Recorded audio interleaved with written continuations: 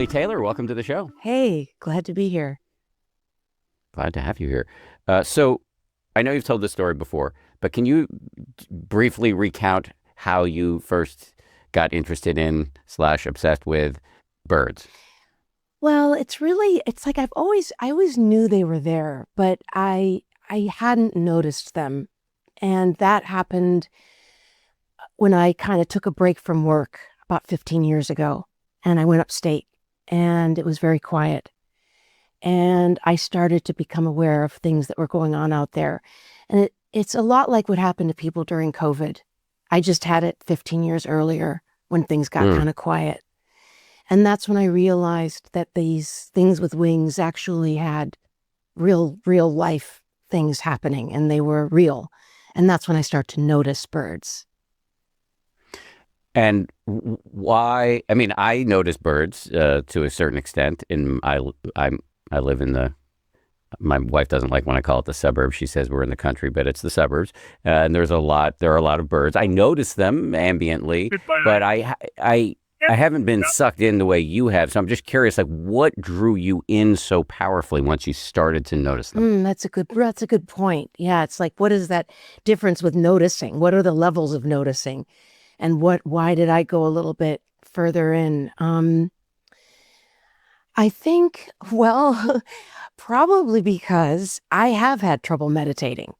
And I have found that by listening, birds help me listen. Birds help me focus on something outside of myself. And it's worked for me. And I've been able to find moments of peace and connect with something bigger through observing the bird. And that's, I think, why I went a little further out of desperation, probably. So you were having trouble finding a contemplative or spiritual practice, and the birds turned out to be it. They were like a gateway into that. Yeah, a gateway. And I think they're a great gateway in general, because I think that maybe not in your case, but a lot of times they can be a gateway in that if you start to notice them, they can bring you into something that you might like clouds, like insects, trees, because they're involved with everything. So they'll bring you into most things in the natural world. So if they're not your jam, just try it out, and they may bring you somewhere else. And if you don't get anything, you don't have to look. No, I want to be clear. I probably wasn't clear. I'm not saying birds aren't my jam. I think this conversation may end up turning them into my jam. It's more that I've noticed them, but never really gone deep. Yeah. And so I just you've raised a lot of like big questions about getting out of yourself, and I want to get into that quickly and soon. But I want to stay with the specifics of birds for a little while at least. Like what I know is that there's this term, a spark bird, the bird that like does it for you and gets you sucked into birding. Did you have one of those? No, I didn't. And that's the thing. And I opened the book saying, there's a term in the birding world called a spark bird, and I don't have one. And I wish I did, because obviously right now would be a perfect example of how that's just it's just nice it's an easy little, thing to go to. And I don't have one. And that's kind of a lot of my story is like, I'll stay with birds. Sorry, I keep going off into deeper things, but no, that's fine. I'm sorry. I'll stay. No, I have to stay no apologies. Simple. Don't stay simple. Okay. Do whatever. Do you? Okay. That my path, I don't use that word much, but has been not a lot of white light experiences or a lot of like, it's more like of the I guess, yeah, the kind of garden variety, as they say, or the non-exciting or gradual, very gradual. And so the bird thing happened for me. I mean, I think there was a moment where I heard a bird in a specific way. It was a blue jay, and I heard it. It was really loud, and so it caught my attention. I finally was like, what is going on? What? Oh, I see. There's this. Okay, what's happening? And that's when it's sort of something happened where I was like, wait, you're not just like generally squawking. There's actually something behind that noise There's like meaning there. And like, wow, you're like a bird. And so I had a little, you see? So that was kind of a moment. That was like not a spark moment, but it was a maybe consciousness moment. So when you started to look at birds, what did you see that got you interesting? What did you see or hear that got you interested? Was it deciphering the various calls? Was it distinguishing among the various types of birds? Like what sent you down the rabbit hole? I think I started to decipher the sounds, and they became specific. And from there, I started to stay longer than I wanted to stay, like past that uncomfortable moment. And I found that when I stayed, I saw the story. There was always a story if I stayed. For instance, I discovered the house sparrow, that little brown bird that we see all over the place, like pigeons and house sparrows. I found that when it was atop this fence post and chirping, I discovered that chirp was actually its call for an attack. And that's when I realized that sweet chirping, oh, birds are so sweet. Oh my gosh, they're tweedling. And no, actually, that chirp was actually, I think it's called the chirp of death, actually. In the so that's an example, for instance, or a blue jay making a lot of sound. In fact, just the other day, the blue jays were making a lot of sound. They have a bad reputation, blue jays, for they take a lot of bird seed or they bully, but they're also known as the alarm call in the bird world. Sure enough, in Brooklyn, I heard in my backyard, the blue jays. I stayed longer than I wanted to, and then I found the Cooper's hawk. And it was very quiet out there. Besides the blue jays, very quiet. When I looked outside this morning, it was like as if it was a ghost town out there, tumbleweeds and stuff. It's because the Cooper hawk's around. I couldn't find him, but he's around. So it's like you've tuned into this whole soap opera that's surrounding us all the time that most of us are just missing. There's all this good plot happening. Exactly. And we're ignoring it. Yeah, and I guess ignoring almost feels a little too... I don't want to say like ignoring, but I guess in a way it is, but it could also be just not realizing. Just not realizing. And the hope is that once we start kind of going into that world, that parallel universe, that it's always there. And that's what I realized when my little sabbatical was over, that I realized that I could tap into that power of basically survival, of the it's not even a desire to live, but it's like, it's the will to live, which I need sometimes. Not that I'm always wanting to die or something like that. It's not like that, but sometimes I just need a little oomph, a little bit of yeah, that's why I'm here, that kind of thing. Wait, unpack that a little bit. So paying attention to the drama of the birds, this kind of like secret society that's all around us that we were missing out on, somehow reinforced what at times can for you be a sort of nascent will to live, but dormant. Yeah. Like, for instance, one of the things that I do is I go up to the top of the Empire State Building at nighttime in the spring when the winds are from the south, because birds in the spring are traveling from the south to the north, and they're traveling to make life, basically, to breed. They face many obstacles as they come, death. A lot of them die. They don't make it. Anyway, when I'm on the top of that Empire State Building and the birds are very close to me, I mean, almost like I could maybe touch them if I was taller with my hand, and seeing that energy to looking straight ahead, going to make life, that I think if I recognize that, I must have that inside of me too, or I wouldn't know it. I wouldn't know it, and I wouldn't be so moved by it. And You know, there's a saying that I say a lot in the book that I say almost every day is no contempt prior to investigation. And I think that's the thing, is that what birds help me with is, for some reason, I have contempt prior to investigation, and I don't know why. I don't know why I say no a lot. I probably out of fear. I don't know why. Because why do I say no? What am I so afraid of? What do I think's going to happen if I jump into this experience? And birds sort of just have helped me say yes. Well, okay, you see two things there that I want to follow up on. The first about this kind of will to live thing, and then about contempt prior to investigation. So on the will to live thing, this is me attempting to make an empathic leap into your mind, but it's mostly just going to be projection on my part.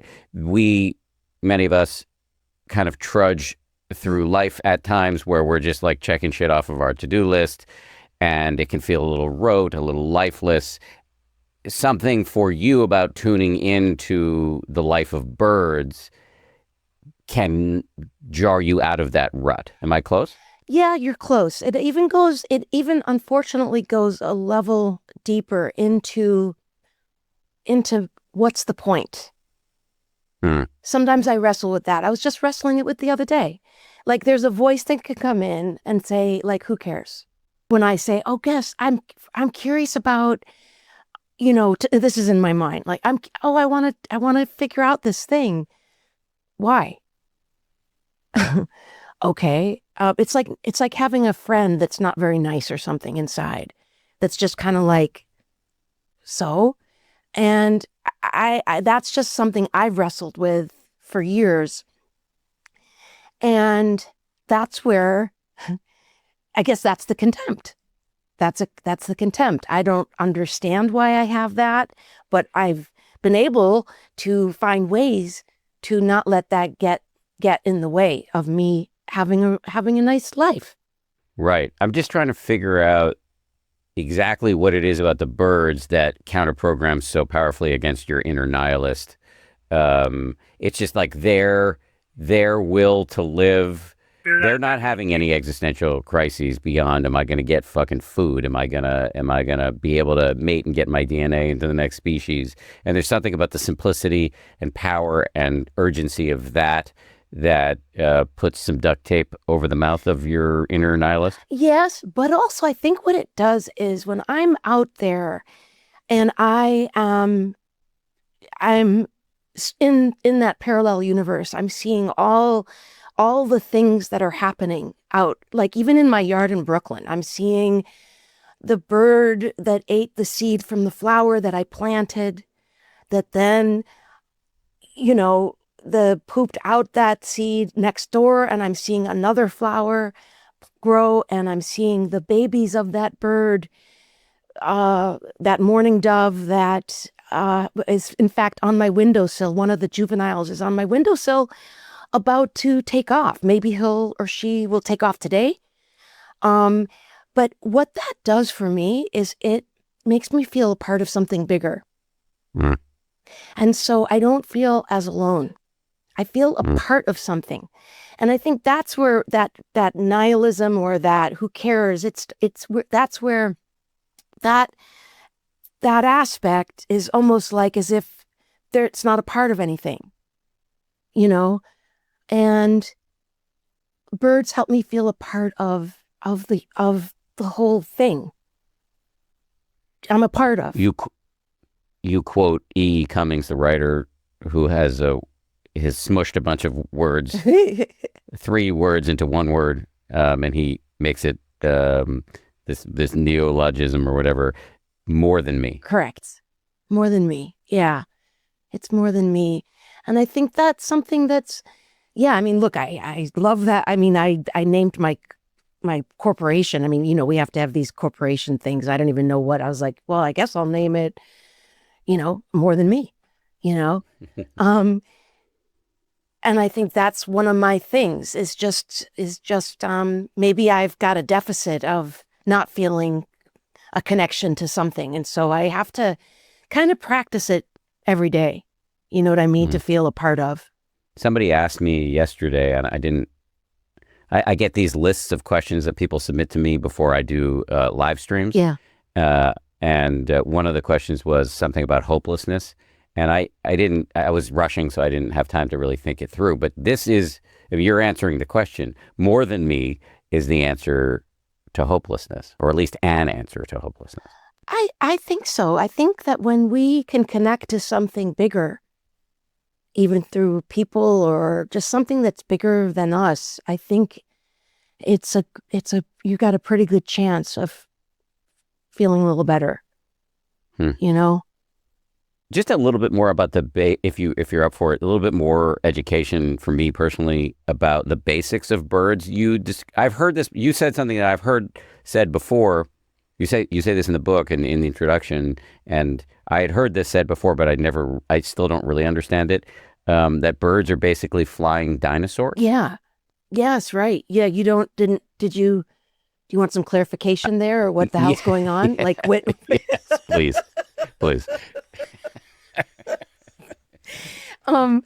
Yes. That's what's kind of cool is birds. They discovered that birds are the direct descendants of dinosaurs. Like they are living dinosaurs. Like, have you seen some of those pictures of dinosaurs with feathers?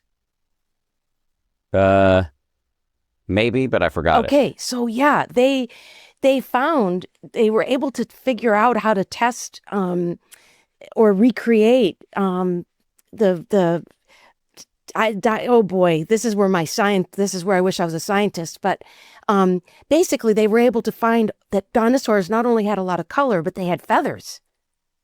Feathers. And yeah, so birds are, and that's what, talk about feeling a part of something. Jesus, it's like, oh boy, yeah, it's not just now. The earth has been here for a long time, ebbs and flows, and and boy, do I need this now at this particular moment. I've been like, I just need to read a lot more history right now. That's helping me deal with this moment of this time is history. Yes, definitely history. In terms of hopelessness, history really helps me to view all of the noxious events in the news with some perspective and context. But back to the nihilism, because I have that too occasionally, where, just to step back for a second, at New Year's 2025, I interviewed an amazing Dharma teacher named Vinnie Ferraro, who encouraged me to do something that I had heard about a million times but never actually done, which is that in the Buddhist tradition, there's something called the 5 daily remembrances that you're supposed to, the Buddha recommended that you call these to mind first thing in the morning and right before you go to bed, I believe. And they are, my body is going to get old, my body is going to get sick, my body's going to die. Someday I'm going to lose everything and everybody I hold dear. The only real possessions I have are my actions. And so I've been doing this really consistently. And the point is not for it to lead to some nihilism, right. And I know that. But there are moments of like, okay, well, why the fuck would I do X? I'm going to die anyway. Yeah. And so I'm just curious for you, like, as somebody for whom this nihilistic streak is quite prominent and salient, what is it exactly about realizing, oh, I'm part of this long flow, I'm of events, these little feathered creatures in front of me are the descendants of dinosaur who roamed the earth thousands and thousands, tens of thousands of years ago. How does that get you to do X? Yeah. I think that, guys, very good question. And this is great too, because it really makes you distill, or makes me having to distill and articulate of belief. I think what it does is it brings me into today, right into, it's like that great, not Sanskrit, it's, what is it? Look to this day, for it is life, the very life of life. In its brief course lies all the verities of existence, the pains of existence, the pains of something So look to this day, for it is life, the very life of life. And I think that what you just described, the connecting back and feeling a part of, helps me look to this day for its life and to just stay here today. Just that's all. And that's all I have to worry about, and not get overwhelmed with tomorrow. And just because, like, why am I here? Like, I'm not just here to trudge, right? I mean, or I hope not. I mean, I would like to make it more than trudging. I would like to have more meaningful experiences. And I can do something about that. And it is up to me to make the meaning, because the meaning isn't gonna make it for me. I have to do it. And that's up to me. And then why else am I here? And I think a lot about my deathbed. Not in like, just in a way of like, to help me think about how to be more now. Like, what are some things I want to feel like before I've died? And I do want to feel like I gave it my all. This episode is sponsored by BetterHelp. May is Mental Health Awareness Month, and a reminder that whatever you're dealing with, you do not have to deal with it alone. I actually just came through a little bit of a depressive episode in my life. It's super difficult, but I got a ton of help from my therapist, also my family and friends, but my therapist in particular was just super available, really helpful with insights and recommendations and medication tweaks. Really, that's what you need, I think. For me, as somebody who's been in therapy since I was a child, it's just a must-have when it comes to personal flourishing. So if you're in the market for a therapist, you might want to check out BetterHelp. BetterHelp therapists work according to a strict code of conduct, and they're fully licensed in the U.S. BetterHelp does the initial matching work for you so you can focus on your therapy goals. A short questionnaire helps you identify your needs and preferences, and then their 12-plus years of experience and industry-leading match fulfillment rate means they typically get it right the first time. You don't have to be on this journey alone. Find support and have someone with you in therapy. Sign up and get 10% off at betterhelp.com/happier. That's betterhelp.com/happier.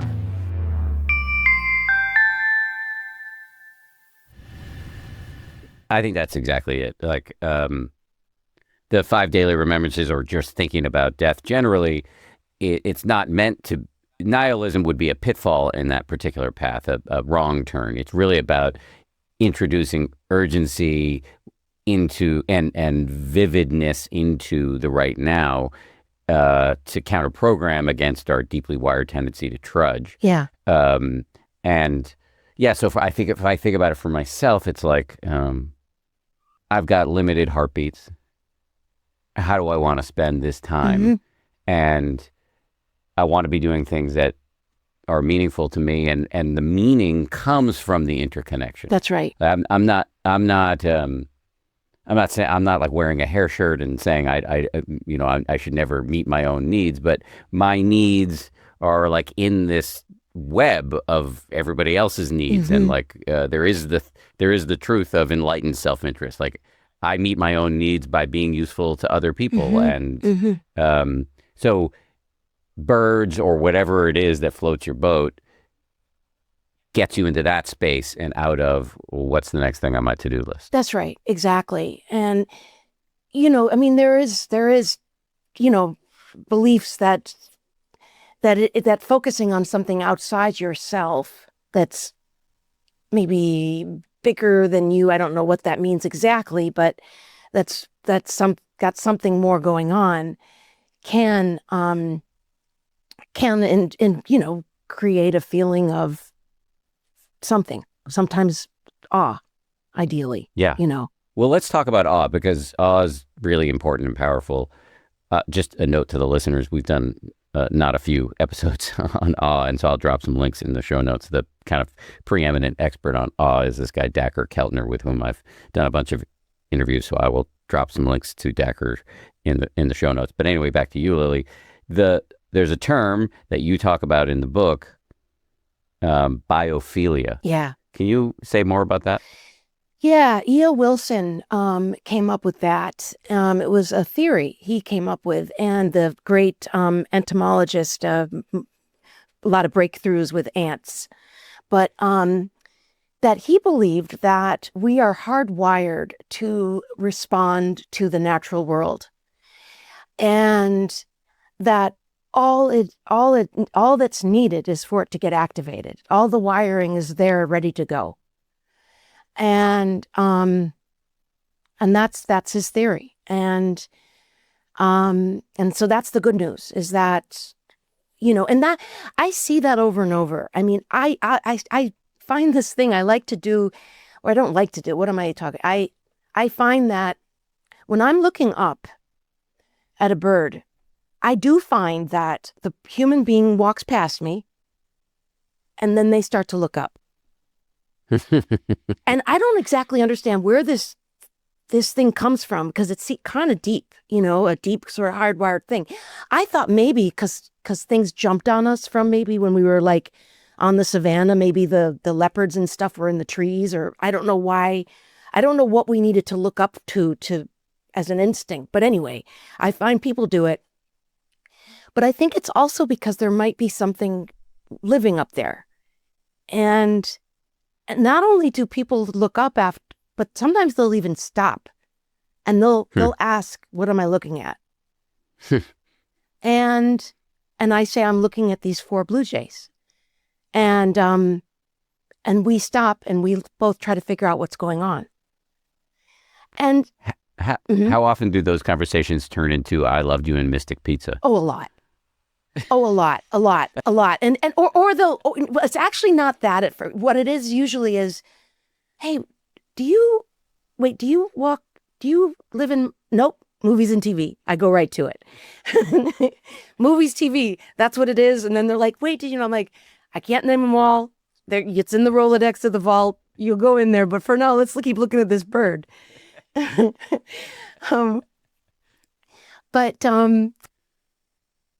I found that here's another example. For instance, I took these kids when my kid was in grammar school. I would take her class out for walks, bird walks, and look, it's 10 minutes to the park, 10 minutes in the park, and 10 minutes back. That's the whole thing.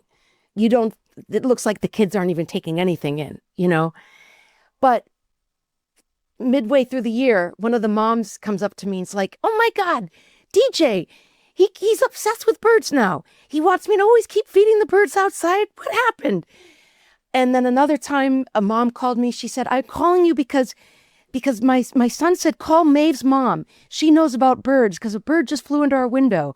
So you could see how that little opening, that little 10-minute walk or 30-minute walk, something happened. To 2 of the kids, something kind of got in there. And I've seen that happen a lot. The aforementioned Dacher Keltner is an author and scientist at UC Berkeley. I believe he once told me, with apologies to you, Dacher, if you're listening, if I'm mangling this, but I believe he once told me that evolutionary psychologists think that the societal function of awe, or at least one of the societal functions, aside from the fact that it feels really good to feel like more than me, one of the societal functions is that it induces moral behavior. Oh. That it once you start to feel more than me, you become a better citizen. Huh. Which makes total sense. Yeah, so all of a sudden these kids are worried about the birds flying into the windows because they've gotten a taste of more than me. Wow, so that's fantastic. I've got to read more about that. I didn't, and wow. So it's not like a chemistry thing. It's more just like a societal thing that we all kind of share. I think it's all of the above. Oh, wow. And again, I apologize to you if you go do your research and realize I'm full of shit. Oh, please, are you kidding? Look at all the things we've got going. It's a miracle we can even talk at all about any of this and make some kind of sense. But you know what's so interesting about awe is that, the root of it is I think it's thundering. I even think it means painful. Because something, sometimes when I feel awe, I do start to tear up, and it hurts sometimes because it feels like, sometimes that unbearableness of being alive, you know, is sometimes harder, at least for me, to handle than anxiety or fear or whatever. It's like I don't say the word awesomeness because I really like to reserve it for special moments. You know, it's like I don't like to, but when I feel that awesomeness of being here, it's like I even feel it right. I can even feel it right now. It's like it's overwhelming.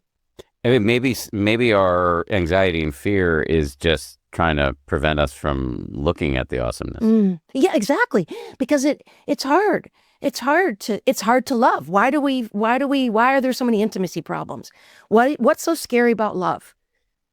Why are we afraid of going deeper with another human being or why? What do we think's going to happen? You know, some little small part of us is very scared of something. Yeah, and this kind of goes back to you, and we haven't used this word yet, but in my research on you, you've used it to describe yourself, but like your introversion, your occasional shrinking back from life. Yeah. I don't think it's a coincidence that it was this doorway to awesomeness, to awe, that turned out to be a kind of lifeline. Yeah, right, exactly. And I need that lifeline. Some people just have either more of that chemical in their brain, or they have more of something that they may not have to work as hard as I do with trying to, stay somewhat spiritually fit.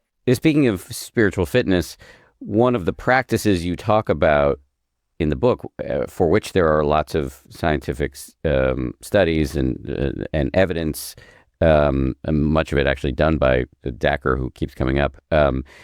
You talk about something called awe walks. Can you say more about like how those are done and what the evidence is for them? Yeah. I can't remember the name of the scientist who conducted the study, but they went out for like 5 minutes, and the participants basically just were kind of instructed to focus on something outside of themselves.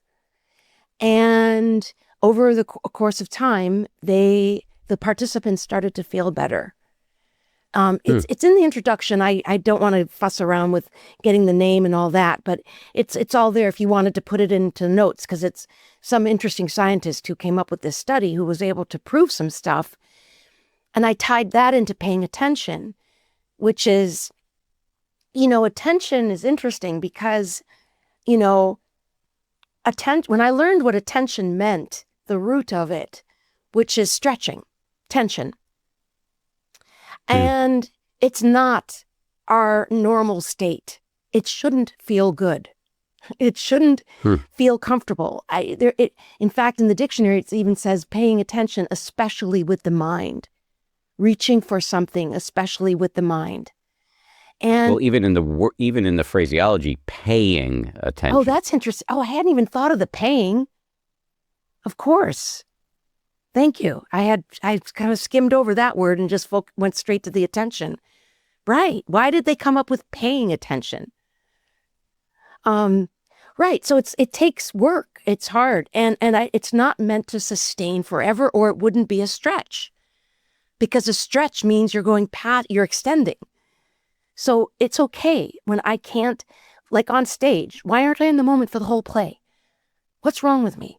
Why am I completely out of the moment? Why am I thinking about dinner after the play? Why am I thinking about, that how well I cried in the last moment, or how well I didn't cry? And almost kind of getting down on myself especially when I was younger. Or even, why can't I stay with the bird more? Why am I always going why am I always going to something else? It's like, because it's hard. Because paying attention and listening isn't meant to sustain indefinitely. So go easy on yourself. And all you need to do is get back up again, or get back into listening. And that's why I love listening, because it's very actable and it's something I can keep doing even if I stop listening. And as an actor, listening is the most important thing. Yeah. And that's one reason I keyed into birds a lot, is because I found I was using the same skills as with acting, which was mostly listening and investigation. Quick interjection, and then I want to follow up on that listening and investigation thing. Interjection is that the lead author of the study was a neurologist named Virginia Sturm. and that's in your book. Can you say more about why listening and investigation are such key parts of both birding and acting? I guess I imagine some people listening to this would be surprised because we think of acting as talking. Oh, yeah, right. Well, that's a problem. Exactly. And I find when I'm with an actor who's just talking and not listening, there's not much going on. There's nothing it's not very interesting. Because the listening, God, boy, I'm having to really articulate some deeper beliefs and words here. Like, wait, what does listening even mean? I have to think about that. But I just know that again, listening, it is focusing on something that's not me. And it's kind of using a lot of things. Oh, I know. Right. Yes. Here's a great definition. A neuroscientist said, hearing is the sense, listening is the skill, and the difference between the two is paying attention. Huh. I like that. I do too. So it's more than just the sense. So when one is listening, one is using other things, that you can't put words to or whatever, but it's like you're having to focus on something that's not you. And that the other actor is what's giving me the food. That's where all the energy is. It's not from my backstory or my memory this is for me. Some actors are great at summoning memories and doing stuff. That has not worked for me. But for me, I need to focus on the other actor. And I need to listen and get that food. And that's going to inform me. That stimuli is going to inform my next thing. Listening, I go in and out, and that's okay. It's very difficult to listen perfectly and for long periods of time. So you just get back, you start to listen again. I'm like, oh shit, I'm not listening again. Fuck, I didn't hear anything they just said. Oh Jesus. Okay, that's okay. Just listen again. And then I zone in again. And it's the same with the bird. Investigation, I love investigation because I feel like with acting, I feel like an emotional detective. And I feel like what I'm doing is I'm very neutrally following clues within the script. And what I love about the word investigation is that the root is vestige. And it's the outline of the thing. The outline of the thing is what you're following, not the actual thing itself. So you don't ever really hopefully if you're a tracker, and I have tracked and it's very difficult, you get to the actual thing you want to find. But really what you're observing is that outline of the thing, the vestige, and you're observing it deeply for any clues. And then you go to the next clue and the next clue. And then you have this whole story from that investigation. Support for today's episode comes from Square, the business platform that helps sellers become neighborhood favorites. Whether you're gearing up for a busy season or just trying to keep up with everyday demand, Square keeps your business running smoothly, from payments and POS to online orders, inventory, staff, and more, all in one place, so you can focus on your customers, not your to-do list. Ready to grow or streamline how you run things? Square is offering listeners up to $200 off Square hardware when you sign up at square.com/go/happier. Again, SQUARE.com/go/happier. Start with Square and build a setup that grows with your business. I support a lot of local businesses where we live, including restaurants. And you can always tell when you're on somebody's website and they're using Square because it makes the experience quite seamless in terms of the checkout and the receipts. Running my own business, I can tell you want to do as much as possible to get your staff out of the busy work, out of the scut work, so they can focus on customers. Square helps you run your business more smoothly, bringing payments, operations, and insights together in one place so you're ready for whatever's next. Right now, listeners can get up to $200 off Square hardware when you sign up at square.com/go/happier. That's SQUARE.com/go/happier. Get started with Square and build a setup that works the way you do. just a quick note that came to mind when you were describing listening, and this harkens back to your earlier statement that you're no good at meditating. The core rule in meditation, which is my central job on the planet right now, is just to remind people that when you get distracted, that is not a failure. Waking up from distraction and starting again is the whole point. Yeah. And that's proof of success. And so it's the same with birding. It's the same with acting. It's hard to pay attention. So we're just building the muscle by doing the reps. I have a question. So when you started meditating, did you ever feel worse after meditating? Did you ever go into like difficult areas of your mind that were actually kind of very, very, very difficult? Yes. And it still happens.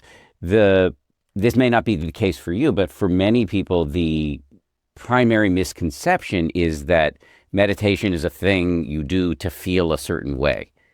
But desire, and that's what it is. You want to feel a different way. Desire is a hindrance. If you meditation is like a fucked up video game where if you want to move forward, you can't move forward. The point is not to try to achieve a special state. It's to feel whatever you're feeling clearly so that over time your feelings don't own you as much. And that's the key thing to understand. And so it's totally fine if you walk out of meditation with more clarity into your sadness, more clarity. In fact, early in meditation, many people are like, why am I more anxious now? And the answer is not that you're objectively, measurably more anxious than you were before. It's just that you're seeing it more clearly. And then over time, what you learn is, oh, I can handle these feelings. I don't have to feed them and neurotically re-up them all the time because I can sit with them. And what is has your practice changed through the years? Yes. And where is it at right now? What is it today? I think it's really important to have it be changing all the time.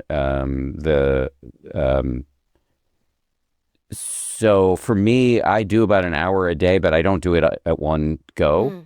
And I'm really flexible about, first of all, if I don't hit an hour, I don't freak out. It doesn't matter. And I'm really flexible about, depending on the shape of my day, when I'm going to fit it in and what's it going to look like. Is it going to be walking meditation? Is it going to be seated meditation? And so today, for example, I haven't meditated yet, but I've got to get in a taxi to go to the airport. I'll probably do a little bit in there. And then right before I go to bed, when I land in LA, I'll do a bunch of walking meditation. And so it'll add up to something like an hour. And the flavors of meditation, like there are lots of different types of practice, mindfulness or loving kindness, or like I said, walking. It really depends on, I usually don't know what kind I'm going to do until I sit down and figure out like, what do I need right now? But you have like a little toolbox of definitely like at least like 15, for instance, or 10 types of. Yeah. Wow. Yeah. 10 maybe. Am I going to do a body scan today? Am I going to do loving kindness practice? Am I going to do focus on the breath? Am I going to do open awareness?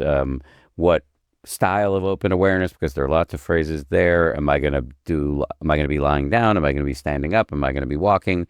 There are just so many options, and that's really helpful to know, especially if you've got some sort of psychological condition like ADHD, or I know you have bipolar, and I'm not a psychiatrist, so I can't, and nor am I a fully trained meditation teacher. I can't prescribe the right kind of meditation for the right for you, but it's just good to know there are lots of options, and you can tailor it to what works for you. I don't have bipolar. One size does not fit all. I don't have. Oh, you don't? No, I am on meds, but my dad had bipolar.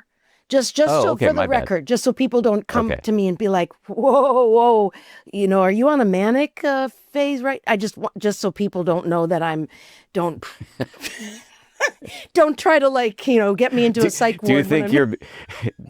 Do you think you've been like your behavior thus far in this interview could be computed as manic? Was that what you're worried about? Yeah. I mean, I probably had like a low level of it, but nothing like my dad. So anyway, but okay. What I love about, one of the problems for me is, I seemed to come across such more strict, meditation kinds of practices. And what I love about what you do is it's so much is allowed. Yeah. You don't have Yeah. to sit a certain way. You don't have to No. friggin' No. and it sounds like you do a lot of walking meditations. Yes. Yes. Yeah. What Just to be clear, when I say walking meditation, it's not, as my meditation teacher, Joseph Goldstein, once said, it's not recess. It's not like just go take a walk. And nor is it an awe walk, although I think you could mix them if you're doing it the right way. Sure. But you are really trying to pay attention in a certain way Yeah. to the physical sensations of the movement, any other sensory packages that are being delivered, like seeing and hearing. Then every time you get distracted, start again and again and again. And there are different phrases you can use there to keep you in the game. There are different techniques you can use, like little mental noting. There are different paces. You can go at a quick clip, or you can go really, really, really, really exaggeratedly slowly. So it just to get back to your main point, it's really about optionality and figuring out what works for you. Now, are they all Buddhist? Yeah. Okay. For me. But I don't have to be a Buddhist, and I could take one of those techniques, and it doesn't matter if I'm a Buddhist. Yeah. Great. The Buddha, he didn't even talk about Buddhists. That's a later term. Okay. Like that. You can do you. Cafeteria style is totally fine. Just take what works for you. Don't worry about the labels. It doesn't matter. Great. I do want to say, I do want to apologize for, I thought I had read an article that said that you struggle with bipolar. Clearly it's your dad, not you. So I just want to apologize for getting that wrong. No. That might have been from like the late 80s. Some journalist, I think, took something I said out of context. And it, like, all this stuff follows you around till, I think I didn't want to read it, but I think some journalist said I was bipolar, and that might be from old notes or something from Wiki. Okay, I don't know. Got it. So there are a couple of points I want to hit on before I let you go, before we run out of time.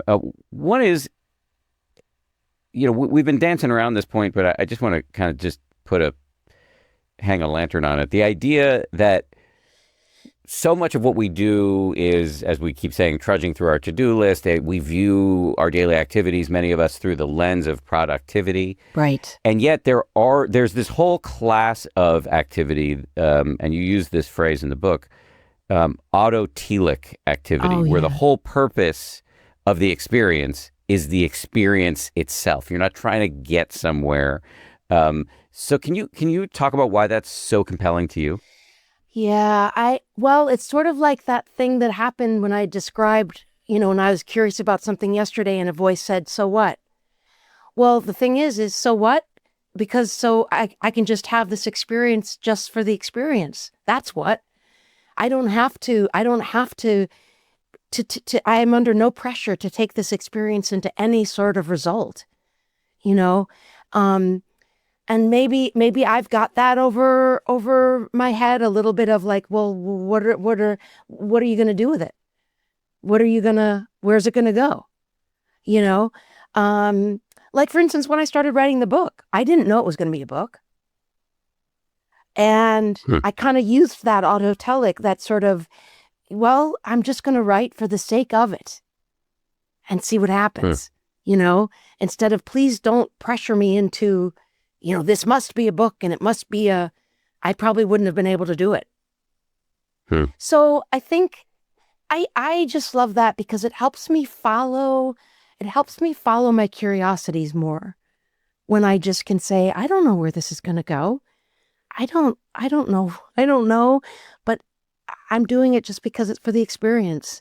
There was another guest on this show recently who was talking about, I think he used the word atelic. I don't know if there's some sort of, if it's the same, if it's synonymous, but he was talking about doing things just for the sake of doing things. And I got a text from a former colleague of mine literally last night, who was just listening to that episode while cooking dinner and heard this guy talk about Autotelic or Atelic or whatever, just doing shit for the sake of doing the thing. Yeah, yeah. And she had to sit down, rewind it, and listen again and re-examine her whole life, she said, because it was just like she's on this autopilot. And I really resonate with it, like this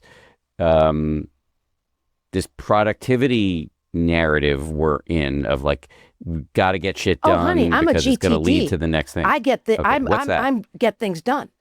Okay. Oh no, GTD. I'm Okay. friggin'. I've got all those systems, and I love them, and I'm hardcore. Get things done, which is probably why I also really need to have this other thing, because I need structure, and I need to have like heuristics and like, okay, if I'd like to do this week, and I wouldn't have finished the book if I hadn't used the GTD stuff. Yeah. Anyway.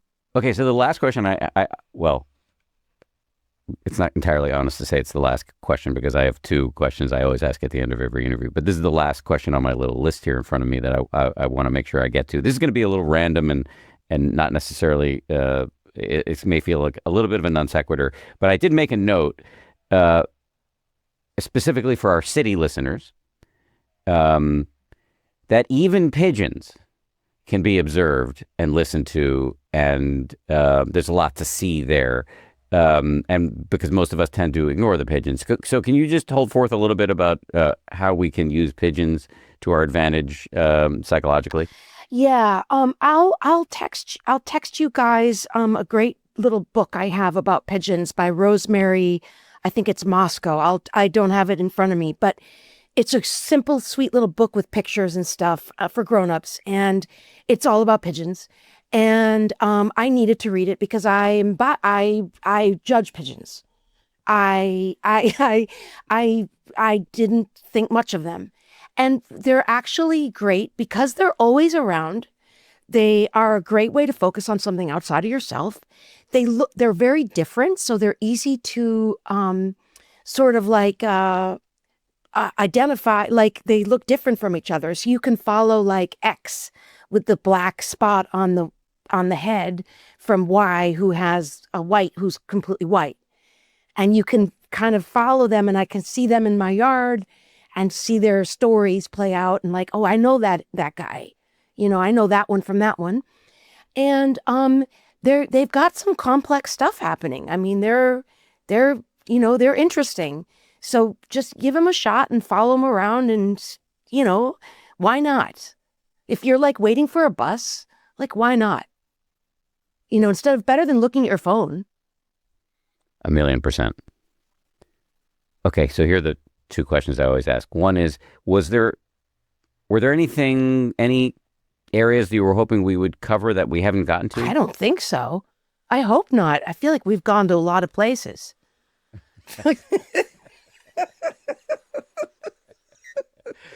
And finally, can you just remind everybody of your book, the name of the book, and also anything you're doing either on stage or on the small screen or the big screen that we should be checking out? Sure. The book is called Turning to Birds: The Power and Beauty of Noticing.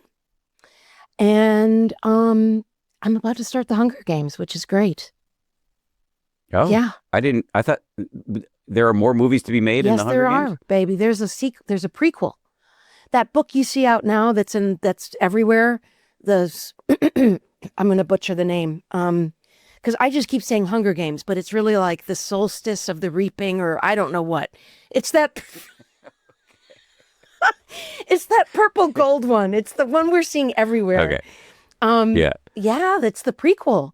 It's the origin story. Wait, so were you in the original Hunger Games? No. Okay.